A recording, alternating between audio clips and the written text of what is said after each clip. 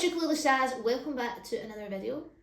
If you're somebody that is low on time, has a lot of things going on in their life, the ukulele gets neglected in the corner more often than not, and you feel like you're not really making any progress, well, this is for you. So let's jump in and let's get started. If you like this video, give it a little like, let me know what you like about it. Tell me what practice tips you've got for people when you are low on time, what helps you make progress. If you really like my stuff, subscribe to me on YouTube. You'll get access to my weekly videos every single week. You'll get notified. And to get all of my learning materials, join me live for a monthly lesson where we go through all things practice methods, and I help give you the tools for you to take control of your own learning journey in the ukulele. Come and join the Jam Hut and the Tab Shack on my BuyMeCoffee page. I post on there every single week. You get access to everything that I post on my videos plus more. Okay, so I work with lots of adults, and adults don't seem to find time to practice. And I understand we've all got busy lives, we've got responsibilities, things come up, and we often neglect those little things that give us joy. Also, we probably spend more time on our phones than what we realise too. This is something I've been reading about and listening to podcasts about a lot recently, and it's so true. We're going to go through just a few little things that are going to help you make progress on the ukulele when you're somebody that doesn't have a lot of time, but you still want to make progress and you still want to get better between going to your jam group each week or just in general. This is going to be a bit more of a chat. I'll show you a couple of examples, but it is going to be a little bit more of a chat this week, just so that I can give you some of my advice and top tips. I too rehearse in a band. We are called Katabatic Bloom, and sometimes I struggle in the week to find times to practice things, so I've had to really think about this, and actually I've applied some of this to my own kind of weekly schedule as well, and it really does help, and it gives you a little boost every time that you do it too. What we're looking at today is when we maybe have 2 to 5 to 10 minutes spare. Yes, I'm talking 2 minutes because you can make progress in 2 minutes.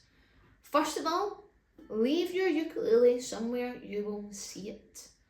It could be on the couch, it could be in the car, maybe you spend a lot of time in the car going place to place. It could be on your bed, somewhere where you will be inclined to go and pick it up. Also, I hope this goes without explaining, but leave it out of the case. Let it shine and look pretty, because it is, and they don't like being neglected, the poor things. So leave it out and keep it somewhere visible. That's the first step. Whenever you go to scroll on your phone or you find yourself on Facebook, social media, just turn and say, I'm not going to do this, I'm going to play a bit of ukulele instead. And you might be thinking, what can I do in such a short space of time? I've only got a couple of minutes until I need to nip back out again, or I've only got a few minutes till I need to pick the kids up from school, or something along those lines. Well, here's a few things that you can try. 1, chord changes. So you might be learning a new song, you might be using a D sharp, E flat chord into a G minor, and that might be really difficult for you to do. So what you can do in 2 minutes is just do this back and forth. It sounds nice. And you're building muscle memory because you're just doing something really simple. And then when you next do a bigger practice session, you might find that this chord change in the song is actually a lot easier to play. Just like this. And you can do this with any new chords or just any chords in general that you're learning. It helps to be songs that you maybe don't know, chords that you maybe don't know, because that's going to help you improve and get better at it. 2, chord progressions. Let's say there's a chord progression in a song and you're playing, I'll use this same example, E flat, G minor, F, C. So you just play that over and over. I'm doing nothing fancy here. I'm just having a bit of fun, changing between the chords, over and over. Maybe you are quite comfortable. Maybe you're just trying to really strumming pattern, chord progression. You can just do that over and over. Again, what are we doing? We're building muscle memory. You're going to start to see a theme here, I swear. 3, strumming patterns. Let's say there's a strumming pattern in a song that's quite tricky. You've been playing it with your local group and it's just quite hard to do. Then just practice that strumming pattern on its own and pick one chord. Here's my E flat, and I'm going to go down, down, up, down, down, down, down, up, down, down, down, down, up, down, down, down, down, up, down, down. Just do that over and over. Don't worry about everything else in the song. You're not trying to create a masterpiece. You're simply working on one little skill. And that is repetition, building muscle memory with your rhythm hand, your strumming hand. And again, one chord. You don't need to change chords. Keep it simple. 4, riffs.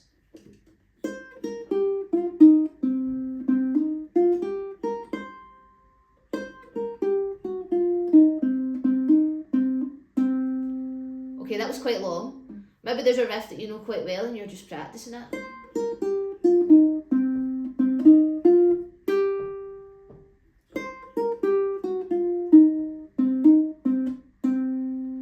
Maybe it's just one part of it.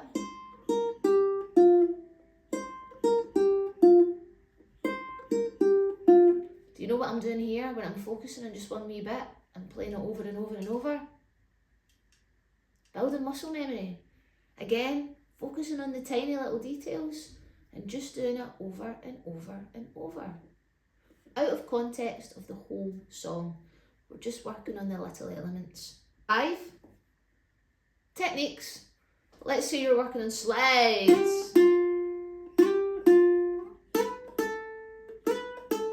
Maybe in the song it's here, between fret 1 and 3. But just have a bit of fun getting used to that technique. Slide. Try it without looking. Try it with different fingers. Again, focus on that one little technique. Don't try and make something sound perfect. Just explore the technique. You could do hammer-ons. You could be chucking. All things that you can do in 2 minutes. Focus on that tiny little thing and enjoy it and see yourself improving over time when you do it. 6, memorising. So you've only got a couple of minutes. Why waste half of that time trying to scramble to find your song sheet? Start pulling it out from in here. Use your ears. Let's say you're trying to remember a chord progression. We'll go back to the one before. E flat, G minor, F, C. But you maybe can't quite remember all the chords. E flat, G minor, no, it wasn't D minor. No, it wasn't C. And try and listen to what you're playing. It might be that within 2 minutes you finally get the chord progression, but that's you really focusing on trying to have it memorised and being aware that it's in your brain and not on a sheet. And that means that the next time, hopefully, you'll remember it a little bit better as well. 7, closing your eyes. This is something that you would do maybe when you're feeling a bit more comfortable with things, but maybe it's that chord progression again. Just don't look at what you're playing. This is really good practice if you want to perform, because when you perform, the last thing you want to be doing is this. Maybe you're trying to play a riff.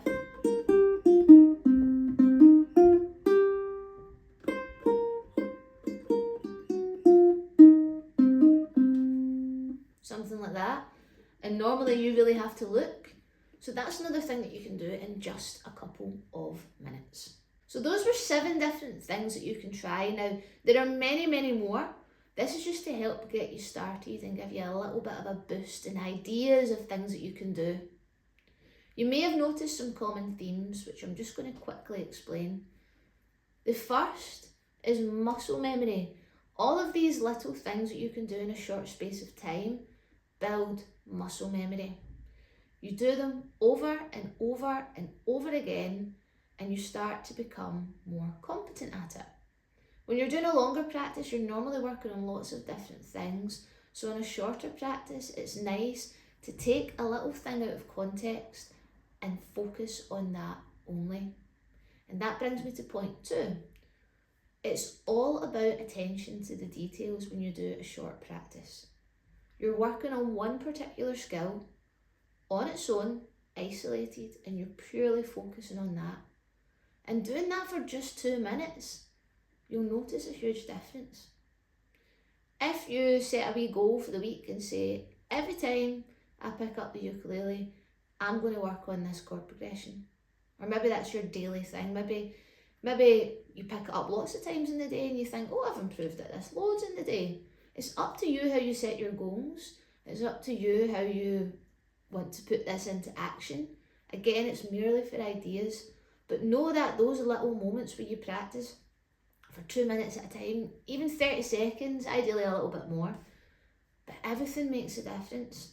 It might not be a great practice, it might be a terrible 3-4 minutes where you just couldn't get it at all, but you've still made progress because you've still put the effort in. And that's what it's all about. And those little minutes will add up.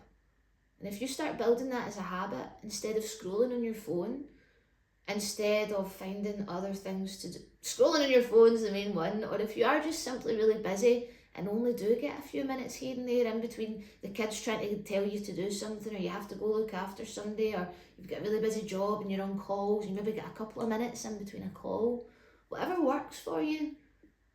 But it's just about changing your behaviours and seeing the difference that makes over time.